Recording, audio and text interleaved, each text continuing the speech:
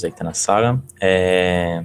Não sei se vocês estiveram acompanhando as últimas aulas, seja gravada ou aqui mesmo. Hoje a gente vai iniciar então falando sobre sistemas. A gente falou um pouco sobre anatomia na aula passada, e a gente abordou o sistema esquelético, muscular, e o sistema tegumentar, que é toda a parte que reveste o nosso corpo ali, né? Como, por exemplo, a nossa pele, cabelos, garras, unhas, tudo que está relacionado ao sistema tegumentar, que é essa parte externa do organismo, beleza? Aí hoje a gente inicia sistema nervoso, e vamos lá então. Então, assim, uma visão geral para a gente poder colocar o sistema nervoso numa grande caixa aqui de conhecimento. Ele basicamente é o sistema que vai ser responsável por captar todas as informações no sistema do nosso meio externo aqui. Ele recebe essas informações, ele é capaz de processar, ele identifica esses estímulos de diferentes maneiras, né? Ele pode ser, por exemplo, um estímulo visual, um estímulo tátil, um estímulo auditivo. O sistema nervoso ele vai ter, então, ali alguns mecanismos que conseguem receber essas informações. Ele processa as informações com base ali no que ele tem de experiência do mundo, né, catalogado ali no seu grande acervo que está relacionado com a nossa memória, com algumas coisas do nosso desenvolvimento. E também ele nos fornece a resposta a esses estímulos, né? Então, se a gente for pensar aqui numa coisa bem. Boa noite, Júlia.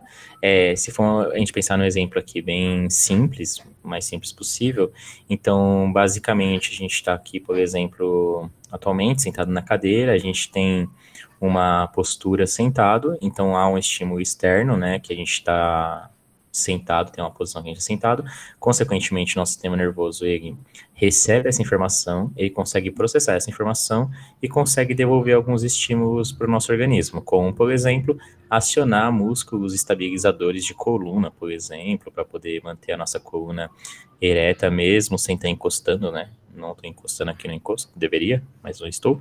Mas basicamente, para eu manter essa postura e conseguir sustentar essa postura, é uma resposta do nosso organismo, nosso sistema nervoso, que usou todos esses recursos aí em prol de manter o organismo vivo, dado o ambiente que ele está exposto. Tudo bem? E dentro, então, do sistema nervoso, a gente faz duas grandes classificações. A gente primeiro define a parte do sistema nervoso central, que é essa parte aqui que está pintada de laranja nesse esqueminha, nesse desenho, que basicamente, né, seria uma representação aqui do nosso cérebro, de toda a estrutura que tem na nossa caixa do nosso crânio, seguido pela nossa medula espinal, que ela vai estar ali alocada no meio da nossa coluna ali, né, tem uma formação óssea das vértebras que permite, né, tem um forame no meio das vértebras que permite que a medula ela fique protegida, né, ali no centro das vértebras, e também faz parte do nosso sistema nervoso central.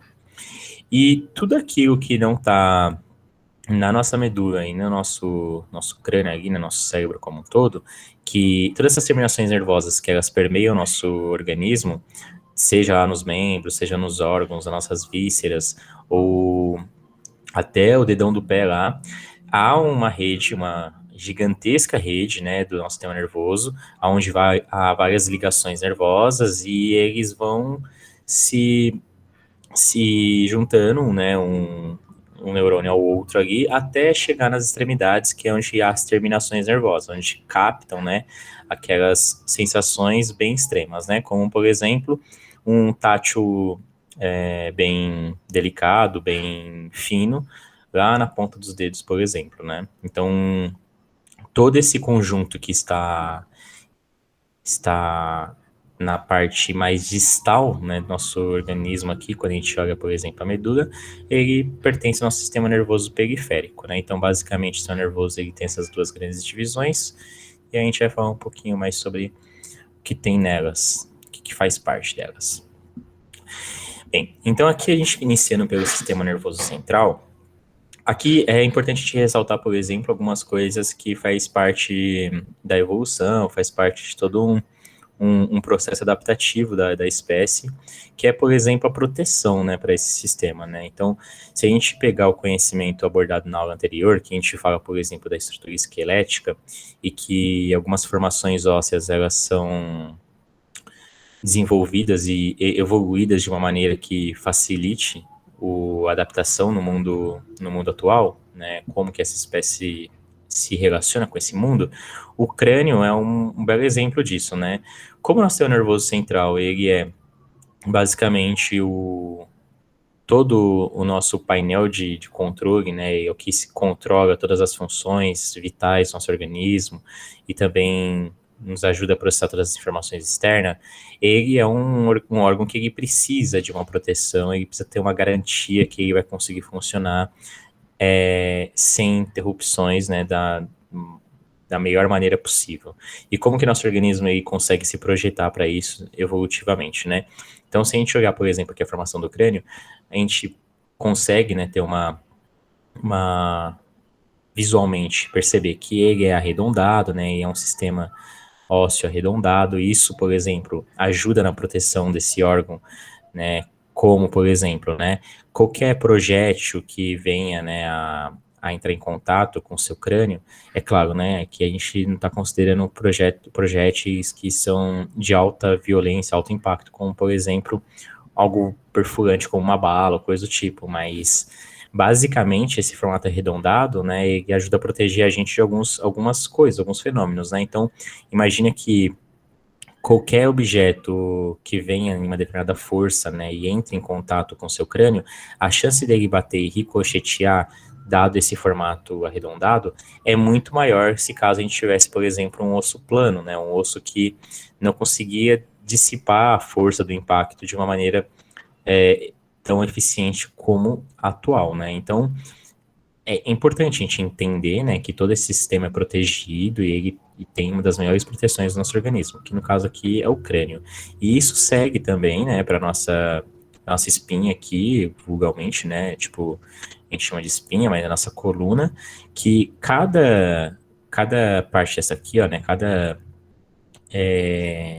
essa hastezinha que a gente vê no desenho é uma vértebra, né? Que elas são ligadas umas a outras, né? Elas têm um disco ali de amortecimento, uma cartilagem, uma formação específica, e aí a nossa medula passa entre, né, essas vértebras, garantindo também a proteção, garantindo que ela não sofra lesões com uma certa facilidade. Lembrando aqui, né, que qualquer lesão que a gente tem aqui na medula, né, há grandes chances de a gente, por exemplo, perder toda a conexão nervosa da lesão para baixo. Então, alguns acidentes que levam o indivíduo a uma paraplegia ou uma tetraplegia é ocasionado alguma lesão, né, que ocorre aqui na medula e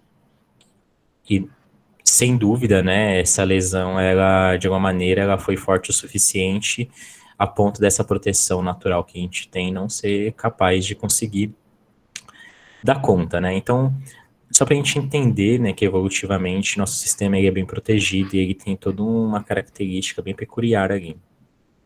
Então, basicamente, a gente tem aqui o nosso sistema nervoso central. Aqui a gente tem 4 pontos desse sistema nervoso central pontuados aqui, que é o mais as partes mais importantes desse sistema.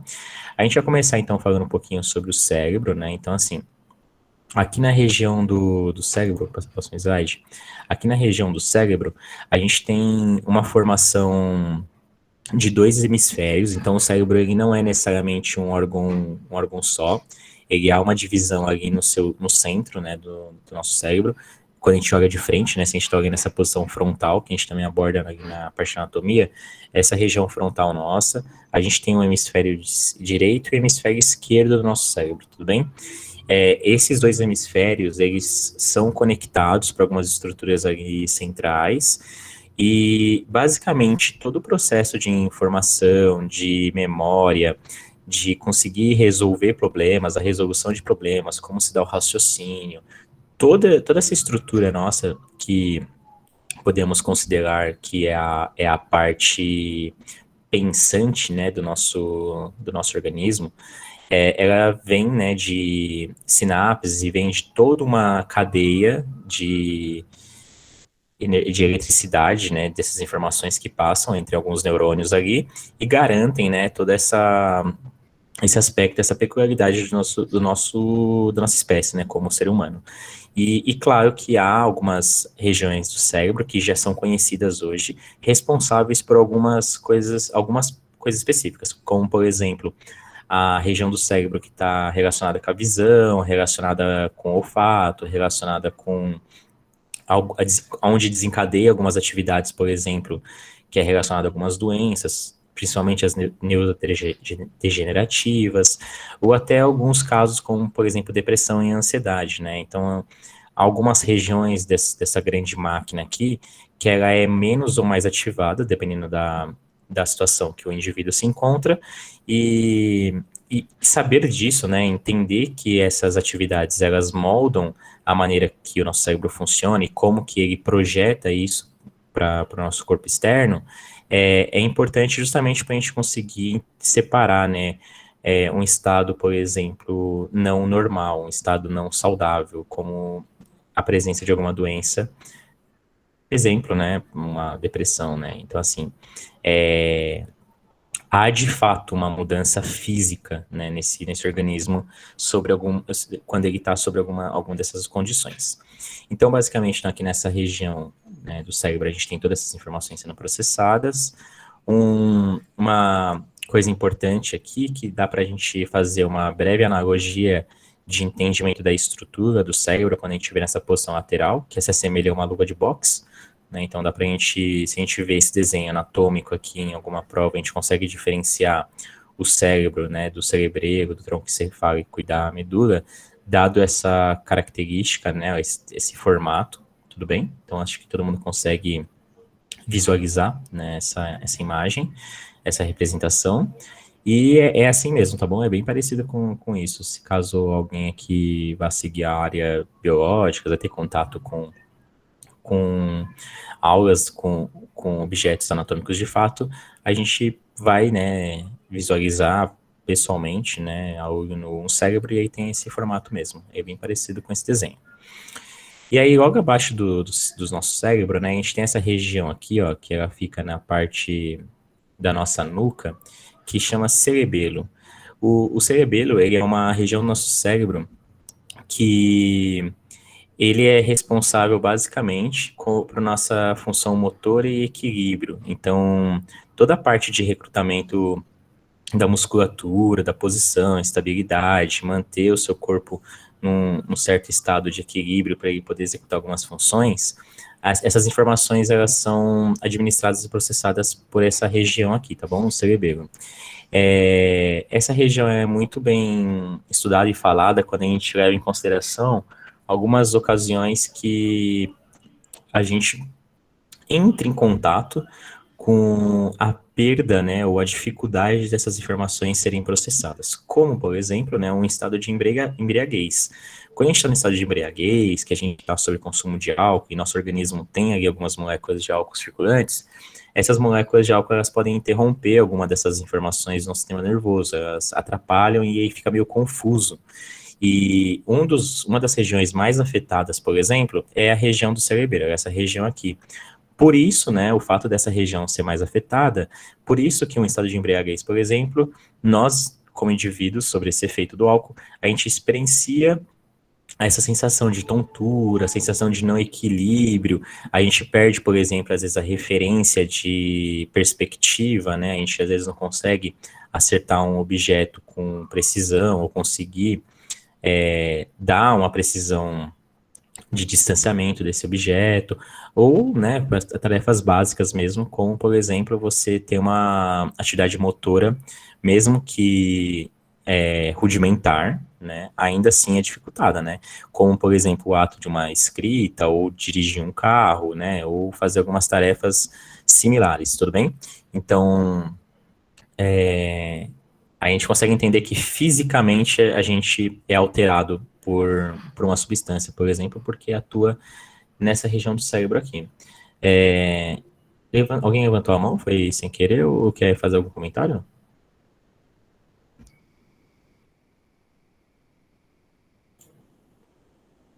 Tá bom, Julie. Mas se quiser, pode perguntar, tá bom? Então, basicamente, aqui no cérebro, a gente tem essa região voltada ao nosso equilíbrio, voltada a essa parte da atividade motora. Aqui no nosso tronco encefálico, né, ele é uma região que sai logo abaixo aqui do nosso cérebro, né, e é uma ponte, né, uma ligação, né, a transição entre a região do nosso cérebro com a nossa medula. Aqui a região do tronco encefálico acontece o processo de algumas informações muito importantes para a nossa sobrevivência. Ela está ligada bastante à manutenção de temperatura, a liberação de alguns hormônios, também está ligado a ativar alguns mecanismos, como, por exemplo, o suor, né, tipo, identificar essas transições de mudanças de estado para poder conseguir fazer o controle da temperatura, principalmente. E também, né, por fazer essa ligação do sistema nervoso que está mais nessa região distante do nosso cérebro, né, que seria a parte da medula. E aí aqui na parte da medula, a gente tem um segmento que aí começa aqui, então, no final do nosso cérebro, início da nossa coluna, e ele segue até a nossa região ali próximo ao sacro, acaba um pouquinho antes, mas até a região do sacro, que é a região ali próxima ao nosso quadril. E aí toda a estrutura da nossa medula, né, vou passar aqui o próximo slide, toda a região da nossa medula tem, né, além daquela proteção que eu disse das vértebras, tem a estrutura das meninges, que ela permeia todo o nosso sistema nervoso. Então, o que seria as meninges? Primeiramente, né, aqui todo mundo já escutou falar sobre meningite, né, provavelmente, todo mundo teve algum contato, ou alguém nunca ouviu essa palavra?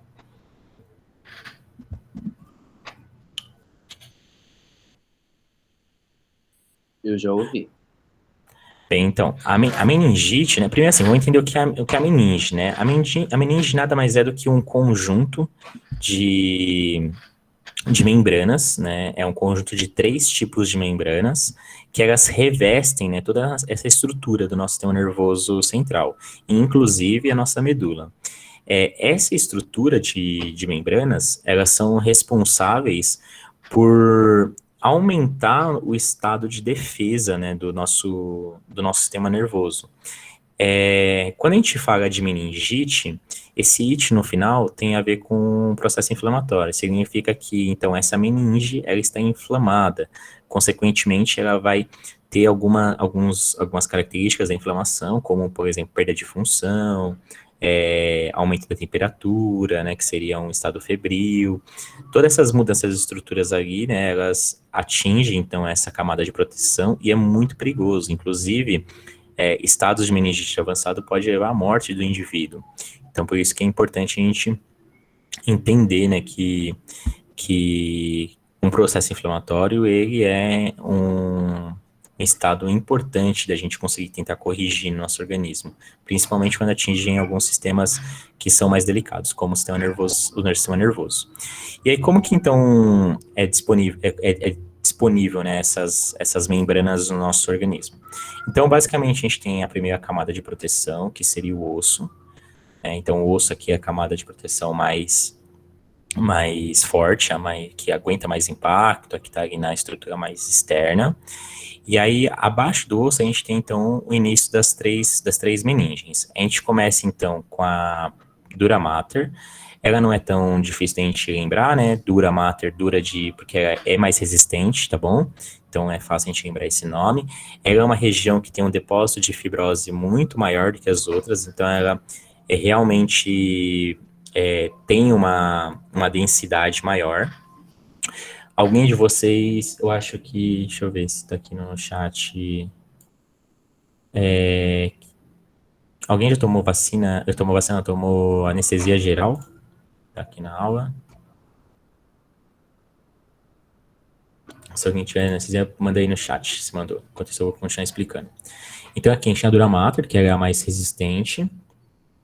Abaixo da dura mater, a gente tem uma meninge que a gente chama de aracnoide. Ela tem esse nome aracnoide porque ela tem esse visual mesmo que parece uma teia de aranha, né? Ela é toda tem esse emaranhado, né, de estrutura. Ela é importante ter esse emaranhado porque nela saem alguns vasos, algumas terminações, né, permeiam ela, então é importante, né, que ela tenha essa estrutura mais vazada para poder conseguir que haja essa penetração desses vasos. E aí, logo abaixo da pia mater, logo abaixo da aracnoide, a gente tem a pia mater, que é um processo, uma membrana bem mais fininha, que ela mais reveste aquele tecido, né? Então, o tecido da medula, o nosso cérebro, ele tem uma membraninha bem fininha, que reveste como um todo esse sistema. E, além disso, a gente também tem um líquido que fica ali naquela região, que ajuda também a conter o impacto, né? Ele reduz, né, o impacto nessa estrutura. Então, imagina quando você chacoalha a cabeça, ou quando você sofre uma pancada, né? Se a gente não tivesse essas estruturas, por exemplo, para ajudar nessa defesa, o nosso cérebro ia ficar dando pancada lá no osso, né? Ia ficar batendo lá no osso. E aí, consequentemente, essas pancadas poderiam gerar lesões. E aí, essas lesões poderiam danificar alguma estrutura, consequentemente, perder alguma função. Então, imagina o quão complexo seria isso no nosso organismo, né? Se a gente não tivesse, então, essas estruturas de defesa. E aí, só para finalizar aqui, quando eu perguntava da anestesia geral, é porque a anestesia geral mais comum, que é a RAC, ela é aplicada na coluna, né? Então, o indivíduo, quando ele vai ser submetido a algum procedimento cirúrgico no qual ele precisa ser anestesiado, ele fica, então, numa postura deitado, né, de lado no corpo, então ele vai ficar deitado lateralmente, ele vai arquear um pouco a coluna numa posição que se assemelha àquela posição fetal, né, o indivíduo mais encolhido. Essa posição garante com que as suas vértebras, né, então imagine que as vértebras elas estão assim, ó, encaixadinhas uma na outra quando você está com a coluna ereta. Quando você deita nessa posição, né, essa curvatura faz com que você tenha uma leve abertura entre uma vértebra e outra. E aí essa leve abertura entre uma vértebra e outra faz com que fique mais fácil, né, o anestesista ele penetrar a agulha, né? E aí, como essa membrana aqui é bem resistente, você precisa de algum objeto pontiagudo mesmo, um objeto que consiga diminuir aquela tensão daquele tecido para poder romper ele. E aí o anestesista ele vem então com essa agulha aqui, ele encosta na dura mater e aí começa a exercer a pressão para poder romper essa camada dessa meninge. E aí você lembra que eu disse um pouco antes que qualquer lesão na medula é muito perigosa, né? Ela pode causar tetraplegia, paraplegia. Então, quando o anestesista está fazendo aplicando esse procedimento, ele tem um treinamento bom o suficiente, ele tem uma precisão boa o suficiente que ele consegue sentir quando a agulha rompe essa estrutura aqui, né? Então ele sente, né? Ele está fazendo a pressão com a agulha, ele sente que quando tem um alívio da tensão, consequentemente porque a agulha transpassou a dura mater, e aí quando transpassa a dura mater ele para, ele não prossegue mais com a força, e aí é quando ele deposita a anestesia. Então, é só para a gente poder ter uma aplicação, né, de entendimento como que a gente consegue transferir, né, o conhecimento da dura mater para o nosso mundo real. Tudo bem? Tranquilo? Mas não fiquem com medo de anestesia. Há muito treinamento e a residência de anestesista ela é bem complexa, né? Então, esses acidentes eles são mínimos, mas só para a gente entender uma aplicação. Então, seguindo aqui, né, na parte do nosso sistema nervoso central, a gente desce, então, ali para a medula, lembrando que a medula também tem todos os processos da meninge, né, não é uma parte que só reveste nosso crânio, também está disponível lá na nossa coluna. Então, a medula, ela está ali em toda essa região, né, ela está presente aqui em toda essa região, e ela é responsável por fazer toda a ligação, então, daquela via periférica que eu comentei antes, né, no início da aula.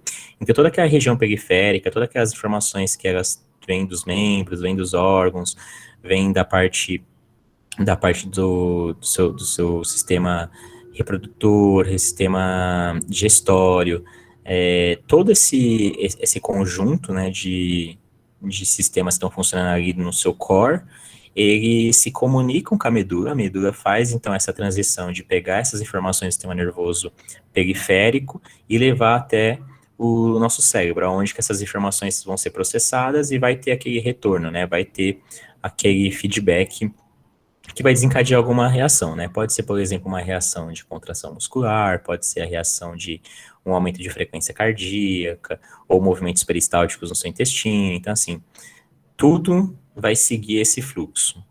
E aí a gente tem alguns nomes que a gente dá para esse fluxo para ficar um pouquinho mais fácil para a gente poder lembrar, né? Então, assim, ó, sempre que você há recepção, né, aqui na sua terminação nervosa de algum estímulo, ele vai vir para uma via chamada via aferente. Então, quando ele vem do meio externo, ele vem de uma extremidade, de uma periferia do nosso organismo, ele recebe esse estímulo, ele é via aferente. Essa via aferente tem um conjunto de neurônios, né, neurônios sensoriais, que eles vão passando essa informação um a um, né? E aí essa informação vai passando um a um até chegar no nosso cérebro. Quando chega no nosso cérebro, e aí ele processa essa informação, e ele devolve essa informação para a região na qual veio ela, então, se veio lá na região da musculatura e agora você quer contrair o músculo, ele vai devolver então essa contração, ele devolve via uma via de neurônios que a gente chama de eferente, tudo bem? Então, vai pela aferente, volta pela eferente, tudo bem? A aferente vai, eferente volta. A eferente também a gente pode ver como via motora, né, neurônios motores, tá bom? Mas o nome mais encontrado nos livros vai ser a via aferente e via eferente. E aí a gente tem uma única situação aqui, que essa informação, né, esse estímulo-resposta, não necessariamente ele sobe para o nosso cérebro. A gente tem uma situação que essa informação ela pode ser processada pela própria medula e devolvida para o nosso corpo pela própria medula. E aí, quais situações são essas, né? Essas situações são as situações que a gente denomina de reflexo, tudo bem? Então, toda situação de reflexo, ela é inata do nosso organismo e ela é processada pela própria medula. E aí aqui vale ressaltar algumas coisas que a gente tem que tomar cuidado. Então, por exemplo, quando a gente escuta na mídia, por exemplo, a gente está assistindo um jogo de futebol, e aí a gente vê um chute, e aí o goleiro aí consegue fazer num ato de reação muito rápido uma defesa que a bola estava muito em cima dele. E aí a gente atribui a esse ato dele de um movimento de reflexo. Nossa, ele tem um belo reflexo, ele tem um bom reflexo, ele tem um reflexo muito rápido. Esse termo ele é um pouco errado, tá bom? Porque assim, o que na verdade aquele atleta teve, ele teve um tempo de reação a um estímulo que foi mais rápido do que a média, mais rápido que um atleta amador, mais rápido que às vezes um outro atleta de categoria mais baixa, menos treinado, e por aí vai, tá bom? E isso é a mesma coisa de exemplo que a gente dá, por exemplo, na corrida, né? O disparo do tiro, né? O auxílio sonoro até iniciar a corrida. Isso também é um movimento reflexo, não é um movimento reflexo, é um movimento de tempo de reação. Então, assim, é um tempo que o seu sistema nervoso aí consegue entender um, um alerta, né, um disparo, algo que você treinou, algo que é conhecido, você sabe qual que é aquele som, você sabe o que vai acontecer, já está esperando, você é treinado para isso, e você consegue ter um estímulo de reação rápido o suficiente para você conseguir ser um bom atleta, ser considerado um atleta de elite, tá bom? Mas isso é tempo de reação. O reflexo, propriamente dito, ele está mais ligado a uma situação de defesa, de preservação do seu corpo como um todo. Então, onde que a gente tem, por exemplo, um movimento de reflexo propriamente dito, né, um reflexo puro? A gente tem um reflexo puro, por exemplo, quando a gente brinca ali no joelho, né, quando a gente dá aquele tapinha no joelho e a nossa perna mexe, ali tem uma região, por exemplo, de reflexo. Você tem alguns neurônios sensoriais ali, que eles recebem essa informação, eles então levam até a medula Aqui na medula, a gente tem uma região de transição bem rapidinha, bem curtinha, que já devolve esse estímulo para o nosso músculo, né? Via a- aferente, eferente, tá bom? E ele devolve esse estímulo e aí faz com que haja um movimento. Isso sim é reflexo, tá bom? Outro exemplo de reflexo no nosso dia a dia relacionado à nossa defesa, ao nosso organismo. Encostei a mão numa panela quente. Você rapidamente tira a mão, né? Você não pensa para tirar a mão, você não para e reflete. Talvez esteja quente demais, talvez eu precise tirar a mão. Você não pensa nisso, né? Você encostou, você tirou. Mesma coisa um objeto cortante. Você passou um objeto cortante, você tirou. Pontiagudo, muito frio também, né? A gente tem esse ato, que isso sim é reflexo, que está ligado então a esse movimento de preservação do nosso organismo. E por que ele tem que ser rápido? Né? Por que ele não sobe lá para o nosso cérebro e processa a informação e devolve? Justamente dado a urgência que o seu corpo é exposto, o movimento reflexo ele tem que ser então o mais otimizado possível. Por isso que não há tempo dessa informação subir até o nosso cérebro, ser processada e ser devolvida através de uma reação motora. Tudo bem? Conseguem entender essa parte do reflexo, que é um pouco diferente do que a gente vê na mídia, um pouco diferente como é que a gente lê no nosso senso comum? Tá tudo certo? Alguma dúvida?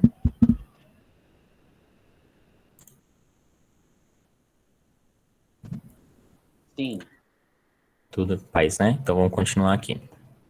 Então, assim, uma vez que a gente passou, então, ao nosso sistema nervoso central, composto pelo nosso cérebro, a gente tem o tronco encefálico, a gente tem o cerebelo, a gente tem a medula. E aí a gente tem agora aquele sistema periférico, que eu falei lá no começo, que está em toda nossa região aqui extrema, né, e leva as informações até a medula. Então, aqui, nosso sistema nervoso periférico, ele vai ser o responsável, então, por receber, né, toda essa informação e levar até o nosso sistema nervoso. Então, aqui, a gente vai ser bem genérico mesmo, porque ele é genérico o suficiente para isso. Então, imagine o seguinte: você notou uma mudança de temperatura no ambiente, começou a ficar mais quente, começou a ficar mais frio. Aonde está os neurônios, né, sensoriais que está conseguindo identificar essa informação? Está na periferia do nosso corpo, está no nosso sistema nervoso periférico. Você, por exemplo, está caminhando numa calçada irregular. E aí, conforme você caminha na calçada, você tem que ir ajustando a passada, né? Você tem que ir, por exemplo, processando aquela passada, você tem que corrigir ali, às vezes, a força que você distribui o peso do seu corpo. Aonde estão, né, esses neurônios responsáveis por conseguir entender essas informações, conseguir entender que o terreno mudou, o terreno está mais inclinado, o terreno está mais liso, está mais escorregadio. Estão na periferia. Então, o seu sistema nervoso periférico, ele está captando essas informações, e aí ele vai mandando para a medula, e aí você vai tendo as respostas, que é, talvez ativar uma musculatura diferente, talvez recrutar algum outro grupo muscular, talvez corrigir a posição que você vai colocar, repousar o pé no chão. Então, assim, tudo isso, novamente, está no nosso sistema periférico. Sensações táteis também, né? Então, notar, por exemplo, aonde um objeto está tocando no seu organismo, você tem sensações, por exemplo, de brisa, vento, tudo isso é processado pelo nosso sistema periférico. E aí tem maneiras de a gente conseguir aguçar um pouco mais essa percepção, né? Para a gente conseguir, às vezes, fazer um exercício de entender, né? Que há, né, recepção em vários pontos do nosso corpo que a gente acaba passando despercebido, que é, por exemplo, movimentos, experiências meditativas, por exemplo, né, no qual você consegue parar um pouco o tempo, você se respira, controla a respiração, faz algo um pouquinho mais proposital, e aí você faz aqueles exercícios, né, de tenta perceber o seu pé, tenta perceber a sua coxa. E aí, quando você faz esse exercício, você consegue, de fato, entender que há um controle, né, sobre essas regiões. Você consegue identificar, né, que você consegue sentir essas regiões. E não necessariamente só quando há alguma interação de fato com ela. Isso tudo se dá, né, tudo isso é possível, justamente porque todo esse sistema nervoso periférico, ele está em tudo. Ele está desde o seu dedão do pé até a parte ali da sua bochecha, até o nariz, você sente o toque do seu nariz, sente o toque da sua orelha. Tudo bem? Então, assim, a gente consegue ter essa concepção do sistema nervoso periférico bem amplo mesmo. E aí, por que, né, é importante, às vezes, a gente ter essa divisão, né, do sistema nervoso periférico do central, né? Por que o nosso sistema nervoso central não vem até o nosso pé, né? Imagina, então, que, assim, alguma dessas informações que acontecem na periferia, elas precisam ser mitigadas de alguma maneira, né? Elas precisam ser entendidas pelo seu sistema para que não haja nada desproporcional como resposta. Imagina um pisão no seu pé aqui, né? Se você tivesse o mesmo número de terminações nervosas aqui no dedão do seu pé, que você, por exemplo, tem na região de sua orelha, por exemplo, né? Que há terminações nervosas um pouquinho mais sensíveis. Imagina que né? Você já experimentou apertar um pouquinho, né, a sua orelha, você vai ver que tem uma dor que é muito maior do que, por exemplo, uma dor de um apertão no seu pé. Não tô falando um pisão grande, tô falando um leve apertão. Você consegue entender, né, que aqui é diferente daqui, né? Então, assim, isso é uma maneira de a gente entender que essas terminações nervosas, elas são quase que milimetricamente posicionadas, né? De uma maneira que o nosso sistema nervoso central consiga interpretar e dar a melhor resposta para aquele organismo, né? Para aquela reação. Então, é claro, não vai doer tanto um pisão no pé como um soco no estômago, né? Talvez não doa tanto um beliscão na sua panturrilha, quanto, por exemplo, alguma lesão aqui na região do seu sistema reprodutor, né? Então, tudo isso, né, parece que é mecanicamente posicionado. E tudo isso é capaz justamente porque essas terminações nervosas, elas são bem específicas. É um sistema bem específico. Vamos ver a pergunta aqui. Alucinações, você fala visual, relacionada. Vamos tentar só entender aqui a sua pergunta. Alucinações, você fala quando você tem essas experiências de vertigem, ver cor, ou você vê forma de coisas onde não é, principalmente se está sobre algum efeito de algum alucinógeno, ou efeito de alguma droga, ou efeito de algum remédio? É mais ou menos isso? Sim, eu falo, não, eu falo, tipo, quando tem o uso de drogas, enfim. Sistema nervoso central, tá bom? O que acontece lembra que eu falei que tem, por exemplo, o cerebelo que é relacionado a essa parte motora? O que acontece algum desses elementos, quando eles atuam no sistema nervoso central, nervoso sistema central. Por quê? Porque é lá que processa a informação, tá bom? No sistema periférico, ele não está processando a informação, ele está captando ela. Ele está captando essa informação, ele está entendendo essa informação, e aí ele manda para o sistema nervoso central. Aí lá no sistema nervoso central que ele vai dar essa resposta. O que acontece sobre o efeito de algumas drogas, não vou detalhar especificamente qual droga, mas em geral as drogas que causam alterações sensoriais, o que acontece algumas das sinapses que elas acontecem no seu organismo, elas podem tomar caminhos diferentes. Vou dar o exemplo da cannabis, né, ou vulgo maconha, né, vamos falar maconha, que é mais usualmente. Isso não necessariamente é ruim, tá bom? Porque tem estudos que em algumas doenças ela tem os efeitos benéficos e precisa ser estudado, precisa ser entendido, tá bom? Então, assim, essas mudanças de caminho, por exemplo, quando você tá sobre o efeito da cannabis. Tá, calma aí, já respondo a sua, Adriana. Então, assim, quando você tá sobre o efeito da cannabis, por exemplo, a substância química aqui na cannabis, ela muda a maneira com que o seu cérebro faça algumas conexões. Ele faça alguma dessas redes neurais, né, essas ligações, essa transmissão de energia, de impulso nervoso.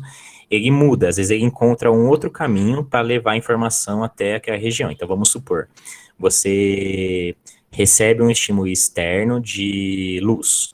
E aí, para esse estímulo ser captado pelo sistema nervoso, ele ser processado e ele devolver uma resposta, ele pode tomar alguns caminhos diferentes do seu habitual.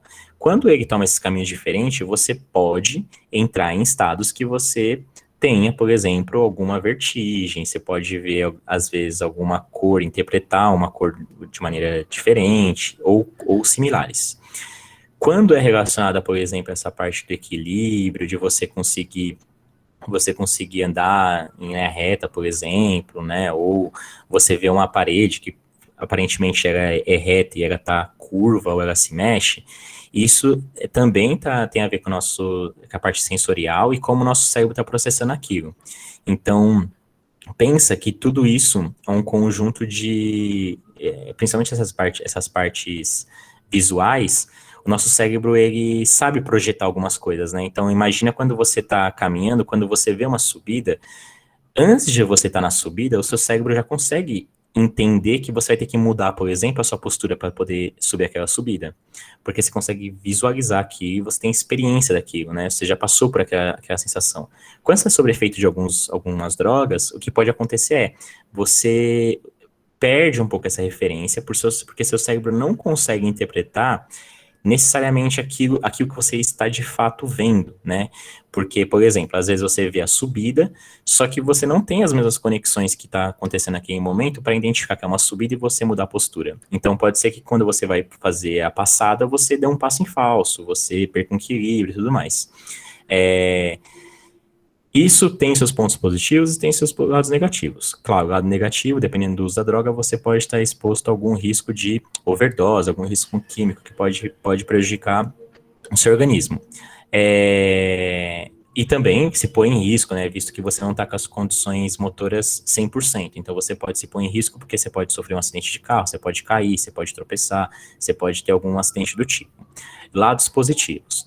Alguma dessas drogas, alteradoras de consciência, alteradoras de percepções do seu mundo real, ela cria no seu cérebro uma coisa que a gente chama de neurogênese, que é quase que, assim, para a gente ser um pouquinho mais simplista, você cria novas conexões de rede neural.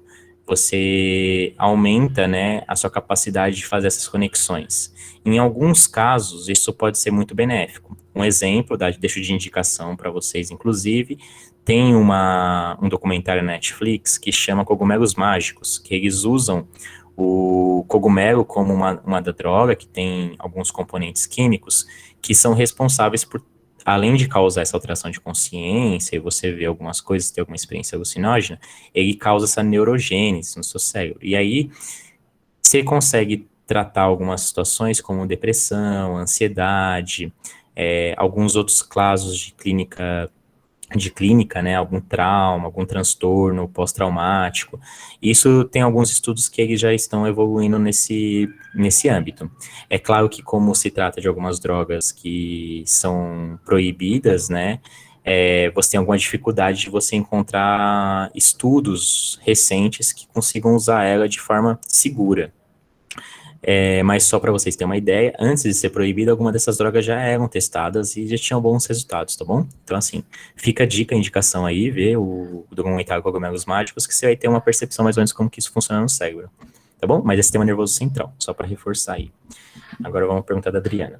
Consegui responder, Augusto? Se qualquer coisa você levanta a mão aí. Não, conseguiu sim. Obrigado, viu? Deixa eu entender um pouco melhor, Adriana. Você está querendo falar a observação do neurologista quando o paciente tem uma lesão na coluna, por exemplo. Então, ó, basicamente, uma lesão grave na coluna, vamos dar um exemplo aqui, ó, vamos supor que você tem uma lesão aqui, ó, nessa região aqui. O que acontece se você tiver uma lesão nessa região? Acontece que o que está aqui para baixo, então todas essas terminações aqui nervosas, né, que tem aqui nessa região periférica, quando elas encontrarem, né, aqui essa região sacral para poder passar a informação para o seu sistema nervoso e ele devolver essa informação, por exemplo, como uma contração muscular, o que acontece é, quando a lesão está aqui, a informação bate e não tem mais para onde ir. Ela não vai chegar até o sistema nervoso central, então ela não tem resposta. Ela não vai ter uma resposta processada para devolver para o seu músculo. Então, o que vai acontecer é, esses dois membros aqui provavelmente vai ter um estado de paraplegia. Você tem um estado de paraplegia. É claro que tem que precisar de uma avaliação clínica para entender qual que é o grau dessa lesão. Porque uma lesão pode ser parcial, por exemplo. Ele pode perder o movimento durante alguns meses e voltar aos poucos. Ele pode ter uma volta parcial, não total. Ele pode, às vezes, ter perda motora, só que às vezes a lesão não foi num grau alto o suficiente para poder tirar a percepção de dor. Então, às vezes, a pessoa, mesmo com a lesão nessa região da coluna, ainda tem sensações de dores ou sensação de calor, né? Consegue chegar a essas informações, né? O cérebro consegue processar isso. Dependendo do grau da lesão, se for uma lesão mais forte, nem movimento reflexo você vai ter, tá bom? Então, vamos supor que você tem um movimento reflexo aqui no joelho, por exemplo. Se a lesão é aqui, lembra que eu falei lá no slide anterior que é a própria medula que processa a reação do estímulo, do estímulo... Nossa, fugiu, calma. Do reflexo. É a própria medula que está no reflexo. Então, assim, ó, se esses nervos aqui, eles se conectam na medula nesse ponto, e ela foi lesionada acima, a medula não consegue processar, porque ela já não tem mais atividade nervosa, né, que consiga captar essa informação. Então, até o momento reflexo você perde. Tudo bem? E aí também, assim, além do grau da lesão, tem o tipo de lesão. A gente pode ter lesão por esmagamento, a gente pode ter lesão por arma de fogo, né? E aí, dependendo do tipo de lesão, ela pode ser menos pior, né? Não tem melhor, né? Ela seria menos pior, entendeu? Então, por exemplo, uma arma de fogo, ela causa uma ablação, ela queima aquela região, né? Se a pessoa, por exemplo, acontece que um projétil de arma de fogo atinge aqui, queima aquela região. Então, definitivamente você mata, né? Você matou aquela região. Às vezes, uma lesão por esmagamento, você não necessariamente esmagou toda a estrutura. Você pode ter algumas fibras, algumas regiões neurais ali que ainda não sofreu esmagamento, né? Então, ainda você pode ter, então, essa recuperação, né, parcial. Tudo bem? Respondi? Vê se tem alguma outra informação. Tranquilo? Boa noite, obrigada. Tranquilo, eu só ia te perguntar mais uma coisa em cima disso, assim, lesões mais simples, né, que por conta da lesão na coluna começa a ter uma, não sei se a palavra certa é uma retração em uma das pernas, assim, começa a ter um problema no caminhar. Como que é feito? É fisioterapia ou tem uso de medicamentos também nesse caso? Então, é um conjunto, né, primeiro assim, a gente tem que entender que todo esse diagnóstico, ele é multidisciplinar, então assim, não vai ser só um neurologista que vai conseguir te dar uma resposta, consequentemente um tratamento único. Provavelmente você vai precisar de fisioterapeuta, você vai precisar de educador físico, talvez, dependendo da lesão, você vai precisar, por exemplo, vamos dar um exemplo de uma lesão que afete também a fala, talvez você precise de um fono, né? Então, assim, existe um conjunto de profissionais que estão envolvidos para isso. O que acontece numa lesão que você citou, por exemplo, uma hérnia de disco, uma inflamação no nervo ciático, por exemplo, o que acontece às vezes ela pode ser parcial, né? E às vezes ela pode ser parcial, não necessariamente por um esmagamento, que nem eu citei de exemplo. Ela pode ser uma lesão no qual ela só está pinçando, né? Tipo, naquele movimento das suas vértebras, ela dá uma pinçadinha em alguma região da medula. E aí o que acontece? Ela não fica pinçando aquela região 100% do tempo. Às vezes aquilo ali é dado uma posição específica do caminhar, às vezes é quando você pega um peso, às vezes é quando você tá com a coluna um pouquinho arqueada, e aí por isso, né, que a gente precisa entender o grau da lesão, aonde está essa lesão, né, através dos exames específicos, né, para entender qual é a limitação que aquela lesão está dando para o paciente. Ela está dando uma limitação de peso, ela está dando uma limitação de postura, ela está dando uma limitação de exercício, ela está dando uma limitação de função básica, como, por exemplo, caminhar. E aí, se entendendo aonde está a lesão, o que ela está causando, você começa a entender, às vezes, alguns tratamentos iniciais, como, por exemplo, está inflamado? Anti-inflamatório. É uma lesão, por exemplo, Vamos supor que fosse uma lesão de tiro, por exemplo, uma bala, um projétil, ou algum objeto perfurante. Tem risco de infecção? É uma região onde tem algum canal aberto, como o externo, pode infeccionar? E aí vai entrar alguns medicamentos para auxiliar nisso, né? Como anti-inflamatório, antibiótico, algum medicamento para dor, especificamente. Aí vai ter alguns medicamentos ali específicos para isso. E aí a parte do tratamento da terapia fora da parte medicamentosa, aí é bem global também, vai depender da lesão. Pode ser fisioterapia, pode ser. Aí na fisioterapia você tem diversos meios de tratar isso. Tem laser, que é um tipo de terapia sem ser medicamentosa. Tem tratamento com ozonioterapia, que também ajuda.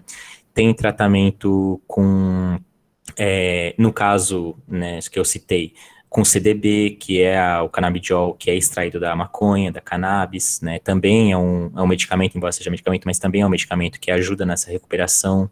Então, assim, aí depende um pouco do quadro, mas, em geral, é bem multidisciplinar. Tá respondida? Respondido. Obrigada, Bruno. Muito obrigada. De nada. Então, aqui, é só para a gente finalizar a aula, tá no último slide também.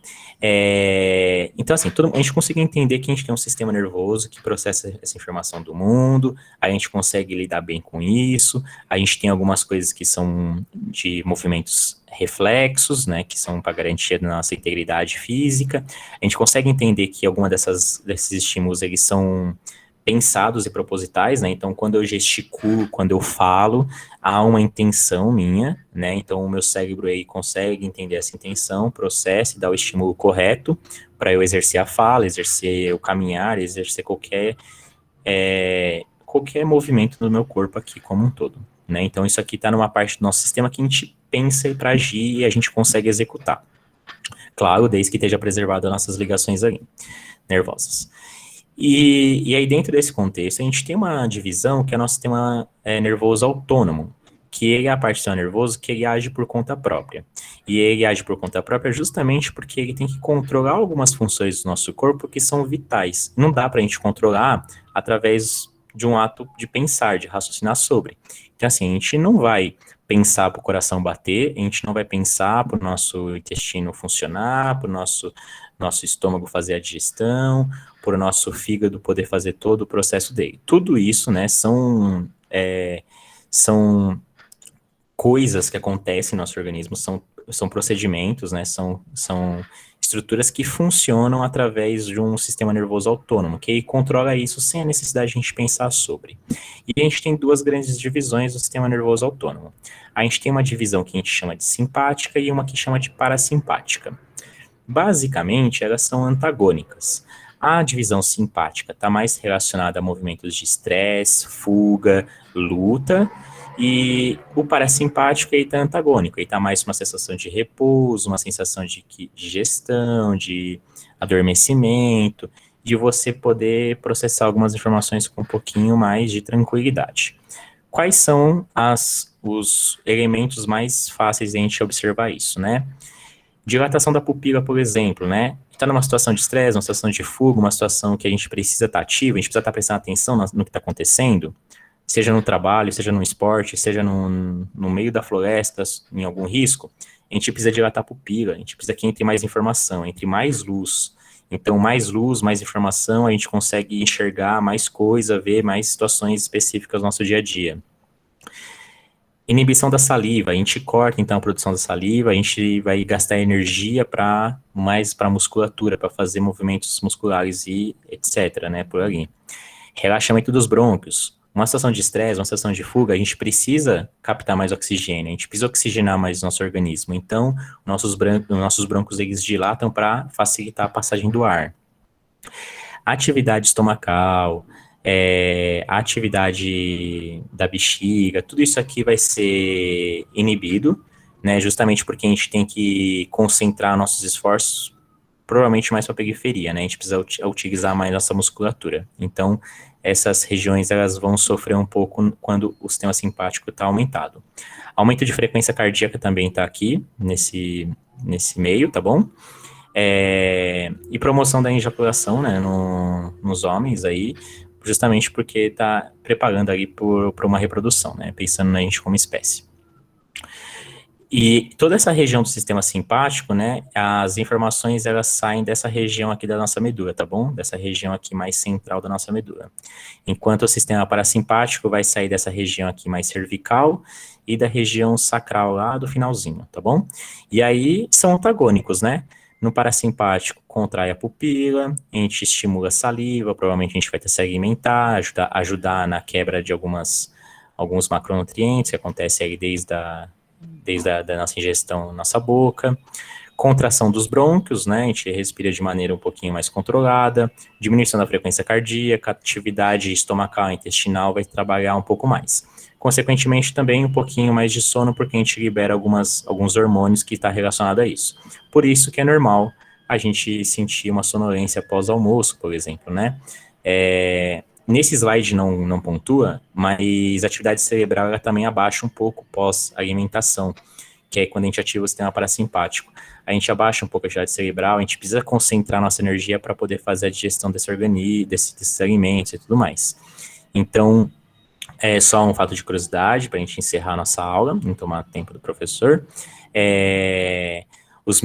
O índice de erro de trabalho maior acontece pós-almoço, justamente porque a gente tem uma concentração sanguínea mais voltadas para nossas vísceras, né, porque a gente está precisando fazer digestão desse alimento, a gente tem uma queda na nossa atividade cognitiva cerebral, consequentemente, dependendo do ambiente de trabalho, você não vai conseguir ter uma concentração tão eficiente como você estava antes do seu almoço, e também nem a mesma disposição, né, muscular.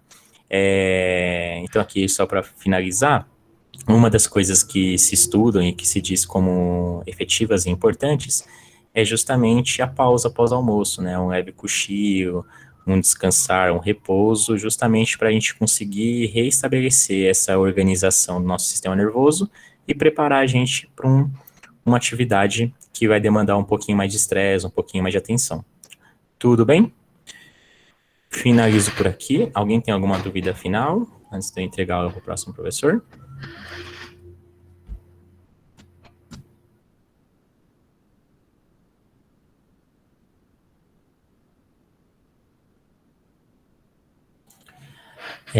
Adriana, eu sei do caso dela, eu só não sei te dizer assim com propriedade, porque eu não acompanhei as últimas atualizações do caso dela, porque eu sei que ela teve uma recuperação importante, né? Ela, inclusive, voltou ao esporte.